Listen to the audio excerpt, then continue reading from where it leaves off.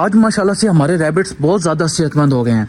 ये आप लोग देख सकते हो कि इनको मैंने लूसन डाली है अभी तकरीबन 15 मिनट पहले, और अभी इन्होंने सारी रगड़ दी है, सारे के सारे पत्ते इन्होंने गायब कर दिए हैं।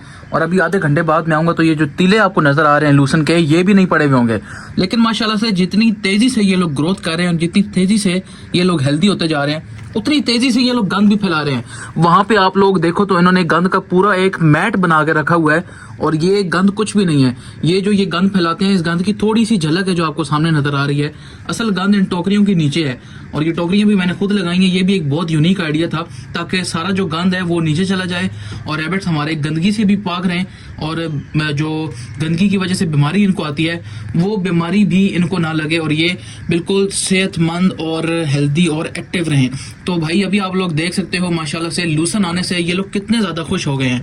अस्सलाम वालेकुम guys, welcome back in our new blog. उम्मीद करता हूँ आप सब लोग खैरियत से होंगे, ठीक ठाक होंगे।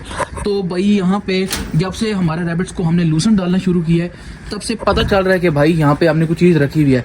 वरना पहले ऐसे होता था कि रैबिट हमारे सुकड़ के बेचारे मार जाते थे, और उसकी वजह यही होती थी कि इनको प्रॉपर डाइट नहीं मिल रही थी, इनकी प्रॉपर खुराक नहीं थी। यहाँ पे हम इनको मकई डाला करते थे। ये आप लोग देख सकते हो, सारा ये मकई का गंद यहाँ पे पड़ा हुआ है। इन सारे डब्बों में ये मकई होती थी और इन सब में खरगोश होते थे। बट अनफॉर्चुनेटली अब बीमार होते होते मरते मरते अब सिर्फ इतने खरगोश रह गए हैं जो आपको यहाँ पे नजर आ रहे हैं, और दो हमारे पास देसी हैं जो कि उस डब्बे में पड़े हुए हैं। तो जल्दी से भाई हमें फॉलो कर लो, वरना बार बार मुझे बताना पड़ेगा कि यहाँ पे खरगोश थे, यहाँ पे मुर्गियां थी। अच्छा नहीं लगेगा, फिर टाइम जाया होगा। और जो लास्ट वीडियो थी इस चैनल पे जिसमें मैंने बताया था कि रैबिट्स क्यों मर रहे हैं हमारे, उनकी जो मेन वजह थी मरने की, वो मैंने ढूंढी थी और मैंने आप लोगों के साथ शेयर भी की थी। बट अनफॉर्चुनेटली यार उसमें थोड़ी सी मिसअंडरस्टैंडिंग हो गई थी, मैं क्लियर नहीं कर पाया अपनी बात को, और बहुत सारे लोगों को ये लग रहा था कि मैं शायद क्लिक बेट कर रहा हूँ। थंबनेल मैंने कुछ और लिखा हुआ है, टाइटल पे मैं कुछ और लिख रहा हूँ और वीडियो के अंदर कुछ और है, जबकि ऐसा नहीं था। वीडियो के अंदर मैंने सारी वजह बयान की थी, लेकिन वीडियो के लास्ट में यही वजह थी कि बहुत सारे लोग जो होते हैं वो वीडियो के 1-2 मिनट वीडियो देख के उसके बाद चले जाते हैं, जिसकी वजह से फिर वो कहते हैं कि आपने सही क्लियर नहीं किया था। और कुछ लोगों ने पूरी देखी भी थी लेकिन उनको समझ नहीं आई। तो भाई वजह ये थी कि ये जो रैबिट्स है ना, ये खा लेते हैं सब कुछ।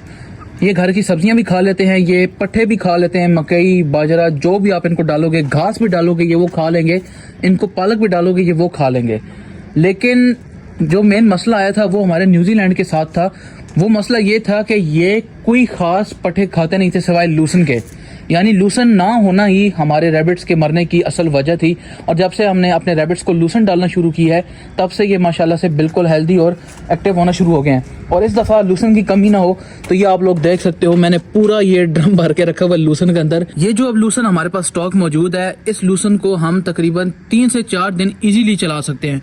उसके बाद फिर देखा जाएगा कहाँ से मिलेगी, क्योंकि अगर ज़्यादा लूसन में स्टॉक कर लेता तो वो सूख जाती, और फिर सूखी हुई लूसन हमारे रैबिट्स खाते नहीं हैं।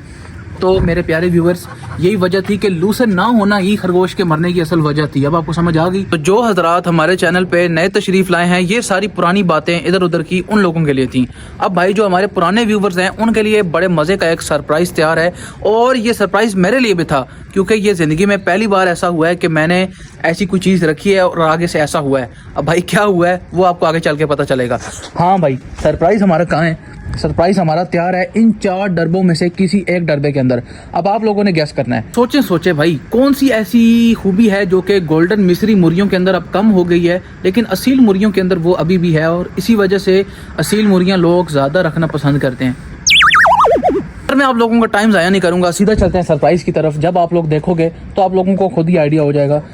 यहाँ पे पई हमारी जो असील मुर्गी है वो कुड़ुक होके बैठ गई है, वो आप लोग सामने देख सकते हो, भले ही आपको नज़र ना आ रहा हो शायद। ये आप लोग देख सकते हो, थोड़ा सा मैं आपको थोड़ा सा यहाँ से ईंटें हटा कर दिखा देता हूँ।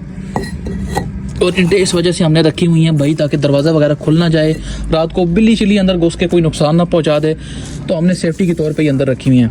अब हम ज़्यादा उसके करीब नहीं जाएंगे, वरना बाज़ औक़ात ऐसा भी मैंने सुना है कि मुर्गियाँ जो हैं वो डर के मारे उड़ जाती हैं, कुड़ुक टूट जाता है। तो यहाँ पे ये हमारी असील मुर्गी है जो कि बड़े गुस्से से खाने वाली नज़रों से हमें देख रही है, और ये चाह रही है कि भाई यहाँ से निकल जाओ।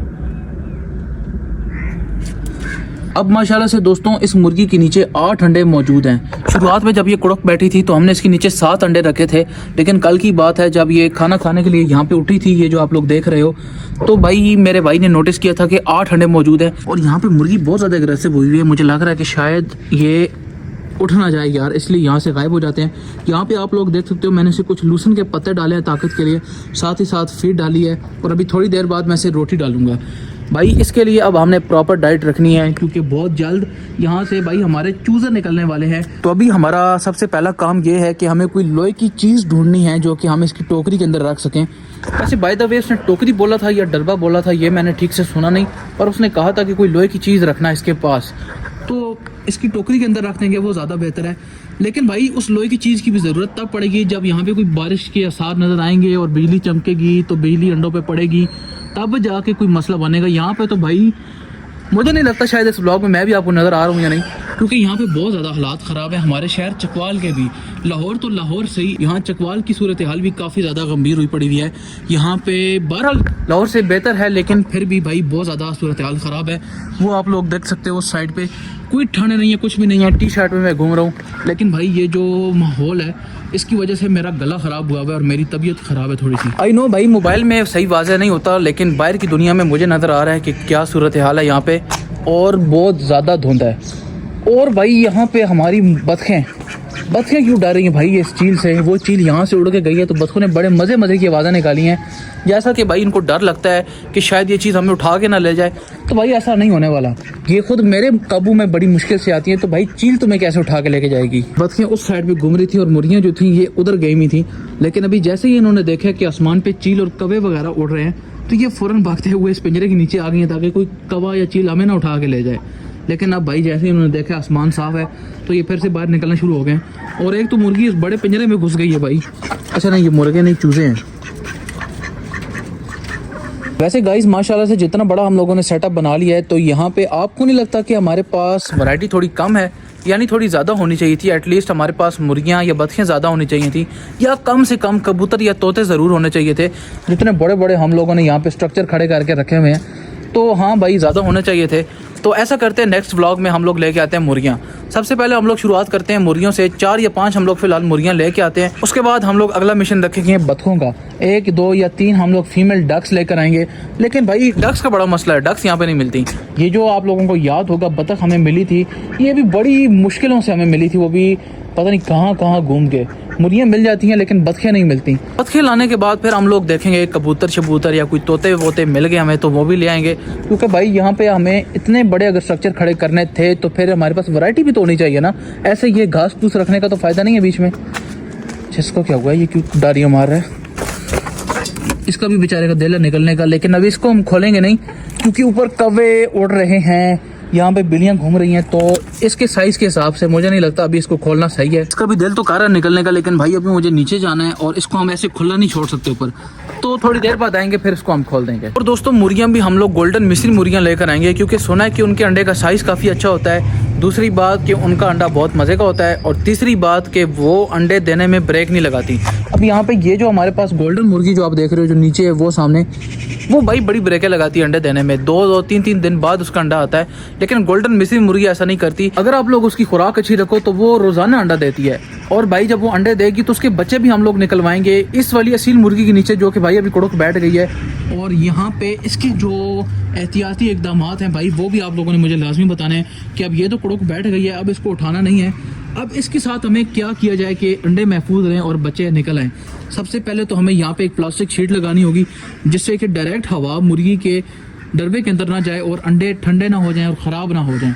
दूसरी बात भाई वो लोहे का जो हमें ताला है या कोई भी लोहे का ऑब्जेक्ट है वो हमें ला के इसके टोकरी के अंदर रखना है, डरबे के अंदर भी नहीं, टोकरी के अंदर रख देंगे, अंडों के नज़दीक रखेंगे ताकि ज़्यादा नुकसान ना हो। उसके अलावा क्या करना चाहिए हमें, यानी अगर मुर्गी कुड़क बैठ गई है तो उसके अंडों को बचाने के लिए, ताकि उसमें से चूज़े निकल आएँ, तो हमें क्या एहतियाती इकदाम करने चाहिए? भाई मुर्गियों के एक्सपर्ट्स हाजिर लगवाओ यहाँ पे। और दोस्तों जब से ये कुड़क बैठी है तब से एक बड़ी ख़ास चीज़ है जो मैं नोटिस कर रहा हूँ, और वो ये है कि ये मुर्गी बिल्कुल भी बाइक कंसंट्रेशन नहीं हटा रही अपनी, किसी भी किस्म का शोर नहीं मचा रही, ना सर ज़्यादा दाएं बाएं हिला रही है। क्योंकि मुर्गियों की आदत होती है, आपको पता होगा, बड़ा मज़ाही सा अंदाज़ होता है उनका ऐसे ऐसे यूं सारे लाने का। लेकिन भाई ये बिल्कुल स्टिल होके, बिल्कुल कॉन्स्टेंट होके ये बैठी हुई है अपनी जगह पे बिल्कुल। भाई क्या अल्लाह का निज़ाम है यार। और दोस्तों जब ये मुर्गी कुड़क बैठी थी तो फिर मेरा दिमाग एकदम एक्टिव हो गया है, क्योंकि जिस दिन ये कुड़क बैठी है उस दिन मुझे भी पता नहीं चला कि ये कुड़क है। तो मेरा छोटा भाई आया, एकदम उसने इसको देखा है, एग्रेसिव पाया है, तो तब जाके उसको पता चला कि ये कुड़ुक है। मुझे तो पता भी नहीं था, अगर इसके नीचे अंडे ना रखते तो ये थोड़ी देर बाद उड़ जाती। तो अंडे हमारे पास 3-4 पड़े हुए थे, वो हमने इसके नीचे रख दिए। 3 अंडे फर्टाइल एग्स और इकट्ठे किए, वो हमने इसके नीचे रखे। टोटल 7 अंडे हो गए थे। उसके बाद फिर एक और अंडा बीच में ऐड हो गया, तो उसके बारे में इल्म नहीं है। तो भाई अब ये कुड़ुक बैठ गई, तो उसके बाद मुझे ख्याल आया कि अब से हमें अंडे जमा करना शुरू कर देने चाहिए। तो इसलिए ये वाला जो डरबा है ये फिर मैंने तैयार किया बतखों के लिए। यहाँ पे फिर मैंने इसके अंदर एक इंटू की बाउंड्री बनाई, क्योंकि बतखों के लिए ज़्यादा ऊंची जगह मेरे ख्याल में ठीक नहीं होती, टोकरी वगैरह, क्योंकि ये ज़्यादा ऊंचा जंप नहीं कर सकती। तो यहाँ पे फिर मैंने एक इंटू की बाउंड्री बनाई और वहाँ पे फिर मैंने अंदर घास रख दिया, क्योंकि जो पिछले साल मेरी बतख ने अंडे दिए थे वो भी इसी प्रोसेस पे यानी इसी स्ट्रक्चर में दिए थे। तो इसलिए फिर मैंने ये स्ट्रक्चर तैयार किया, वहाँ पे मैंने घास रख दिया। तो अब जब भी ये बतख अंडे देना शुरू करेगी तो फिर इंशाल्लाह हम वो भी अंडे इकट्ठे करेंगे और फिर भाई हम बतख के बच्चे निकलवाएंगे इस असील मुर्गी के नीचे, जो कि बड़ा मज़ा आने वाला है भाई। तो आने वाले व्लॉग्स बड़े इंटरेस्टिंग होने वाले हैं। सो मेक श्योर आप लोगों ने इस चैनल को फॉलो कर लिया है। वीडियो अच्छी लगी है तो करना लाइक, और भाई सुबह का टाइम है तकरीबन 8 बजे का, बड़ा शोर मचा रहा हूँ सारे सोए में भाई, जल्दी से लाइक कर दो और सब्सक्राइब लाजमी करना। तो मिलते हैं फिर कल वाले व्लॉग में, अपना बहुत सारा ख्याल रखिएगा। अल्लाह हाफिज़।